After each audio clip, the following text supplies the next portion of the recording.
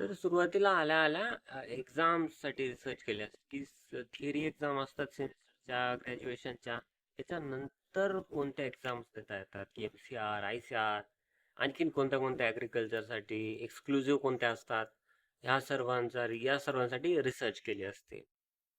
तर सेमिस्टरचा अभ्यास करताना सिलेबस वाईज केला असता. सिलेबस कॉपी समोर ठेवून नोट्समधून ते पॉइंट्स अंडरस्टँड केले असते. आणि आता अंडरस्टँड करायसाठी AIचा यूज केला असता, जेमिनाय लाईव्हचा. तर जो कोणता पोर्शन समजत नाहीये त्याचा फोटो काढून जर जेमिनाय लाईव्ह वरती पेस्ट केला आणि जर त्या चॅटबॉट सोबत जर ते ब्रेनस्टॉर्म केलं असतं, आणखीन ते इझी झालं असतं. आणि जर सपोज की 6 महिने किंवा सुरुवातीपासून सेमचा अभ्यास नाही करायचा आहे, फक्त पेपर पेपर एवढे काढायचे आहेत, तर एवढं नक्की केलं असतं की जे काही पेपरमध्ये मी वाचणार आहे, पेपरसाठी जे काही करणार आहे, ते पेपरच्या आधी तयार ठेवलं असतं तेवढं मटेरियल, की नोट्समधून तेवढे तेवढे पॉईंट्स बाजूला लिहून ठेवले. मला कशा भाषेत समजतात त्या भाषेत जर लिहून ठेवले तर ते आणखीन सोपं जाईल. याच्या अपोजिट जर मग एक्झाम उद्या आहे आणि आज जर ते मटेरियल लिहित बसलं, नोट्स आज काढत बसलं आणि उद्या एक्झाम आहे, तर मग शाळेत सगळा वेळ ते नोट्स काढण्यातच जातं किंवा नोट्स व्यवस्थित निघत नाहीत. आणि मग ते मग नंतर पाठही होत नाही व्यवस्थित. तर तर एक्झामच्या आधी ते सर्व नोट्स वगैरे तेवढ्या तयार पाहिजेत. झालं, ऍटलिस्ट एवढं जरी केलं ना तरी पेपर सोपे जातील. फक्त असं एवढं होऊ नये की उद्या आहे आणि मी आज सर्व लिहित बसतोय. तेवढं नको व्हायला. आणि तुम्ही जे मटेरियल लिहिलं आहे, नोट्स लिहिले तुमच्या शब्दामध्ये, त्याचं ते जे सर्व मटेरियल आहे ते प्रॅक्टिकलच्या एक्झाम पर्यंत साठवून ठेवलं असतं. काही काही वेळेस प्रॅक्टिकलच्या एक्झामचा सिलेबस तो सेम असतो, सिमिलर असतो थेअरीच्या ह्याच्यासारखा. तर त्यातल्या काही डेफिनेशन वगैरे असतील थेअरी मधल्या, त्याच रिपीट होतात प्रॅक्टिकलमध्ये. तर परत नवीन डेफिनेशन पाठ करूस तर तीच जी सेमिस्टरला केली होती तीच प्रॅक्टिकलला लिहायची. आणि जेव्हा आपण एक्झामच्या बाहेर येतो ना, बाहेर आलं की वाटतं याचा अभ्यास असा केला असता, तसा केला असता, याला असं प्रिपरेशन केलं असतं, हे पुढचं असं होऊ नये. तर हे जे असं होऊ नये ह्या ज्या चुका आहेत, ह्या चुका फक्त लक्षात ठेवण्यापेक्षा त्या जर फोनमध्ये नोट्समध्ये किंवा फोनच्या नोट्स ॲपमध्ये किंवा एक रिमाइंडर म्हणून जर पुढच्या वेळेसाठी त्या जर ठेवल्या, लिहून ठेवल्या, तर त्या लक्षात राहतील आणि मग त्या रिपीट नाही होणार. जर चुका लक्षात नाही राहिल्या तर त्या परत रिपीट होतील ना. जसं की आमच्या एंटो मध्ये, ह्या सेमचा जो एंटो होता त्याला असं होतं की त्यात सायंटिफिक नेम खूप सारे आहेत किंवा ॲग्रो मध्ये आहे आणि हॉल्टी मध्ये पण आहेत.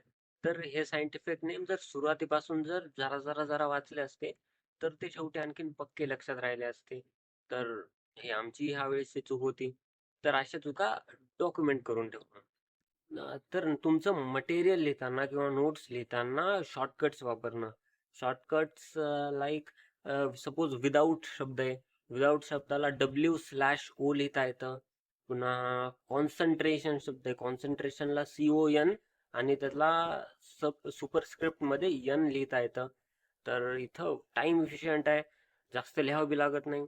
आणि एक एक्झाम मध्ये एक ना, जेव्हा आपण पेपर एक क्वेश्चन पूर्ण लिहितो, पूर्ण क्वेश्चन लिहिणं होतो, तेव्हा क्वेश्चन झाल्यावर आपण एक शेवटी एक लाईन मारतो क्वेश्चन झाला म्हणून, आणि त्याच्या खाली काही स्पेस उरलेला असेल तर मग इन्व्हिजिलेटर सांगतो की तिथं आपल्याला स्क्रॅच करायचा असतो तो पेपर. तो क्वेश्चन झाला, शेवटी एक लाईन मारली आणि त्याच्यानंतर जागा उरलेली आहे, तर तिथं स्क्रॅच करायचा असतो.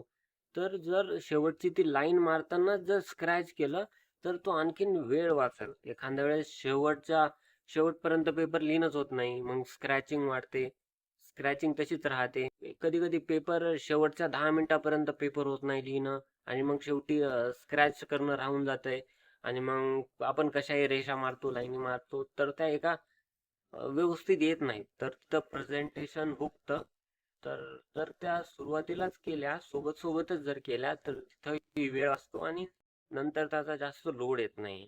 आणि एक्झाम मध्ये जेव्हा आपण हॉल तिकीटच्या माग तो एक कॉलम राहतात, तिथं कोर्सचं नाव, डेट आणि बाजूला इन्व्हिजिलेटरचं नाव सुद्धा लिहायचं राहतं.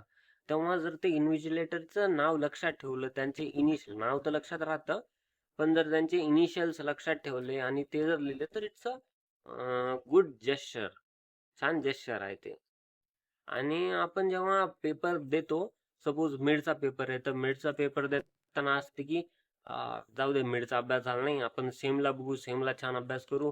आणि मग कधी कधी काय होतंय की सेमचा बी पेपर चांगला जात नाही. मिडचा आपण चांगला लिहित नाही याच्याने की सेमला अभ्यास करू, आणि सेमचा पेपर चांगला जात नाही किंवा पेपरच फिरतो, आपण अभ्यास केला पेपरात येतच नाही. तर मग अशा वेळी मिडला जर जास्त मार्क असतील तर ते कामी येतात. तर असं करायचं की प्रत्येक याला, मिडला, सेमला आणि प्रॅक्टिकलला 100% द्यायचा. 100% यांनी जर अभ्यास केला तर मग एखाद्या वेळेस सेमचा पेपर जर अवघड गेला तर मिडचे मार्क त्याला आधार देतात. आणि ते सायंटिफिक नेम आहेत, scientific name, seed rate, spacing, fertiliser doses, हे जर सेमच्या सुरुवातीपासून जर वाचत वाचत गेलं, चार्ट वगैरे बनवला आणि सुरुवातीपासून रिव्हिजन देत राहिलं, तर मग शेवटी याच्यामध्ये कन्फ्युजन नाही होत. शेवटी पेपरला लिहायच्या वेळेला कन्फ्युजन नाही होत, पटकन आठवतं. आणि सायंटिफिक नेम मध्ये ऑफन स्पेलिंग मिस्टेक होतात.